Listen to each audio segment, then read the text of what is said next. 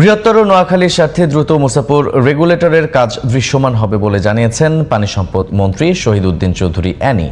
মঙ্গলবার দুপুরে প্রস্তাবিত নোয়াখালীর কোম্পানীগঞ্জ উপজেলার মুসাপুর রেগুলেটর নির্মাণ সহ নদী ব্যবস্থাপনা এবং নিষ্কাশন ব্যবস্থার উন্নয়ন কর্মসূচি পরিদর্শনে এসে এই কথা জানান তিনি। অ্যানি বলেন, এই রেগুলেটর শুধু মুসাপুর এলাকার সমস্যা নয়, এটি বৃহত্তর নোয়াখালীবাসীর জন্য সমস্যা এবং এই সমস্যা 2003 সালে চিহ্নিত করেন প্রয়াত সাবেক দেশনেত্রী খালেদা জিয়া। পরে বামনী ক্লোজারের কাজ উদ্বোধন করেন পানি সম্পদ মন্ত্রী শহীদ উদ্দিন চৌধুরী, জলবায়ু পরিবর্তন মন্ত্রী আব্দুল আওয়াল মিন্টু।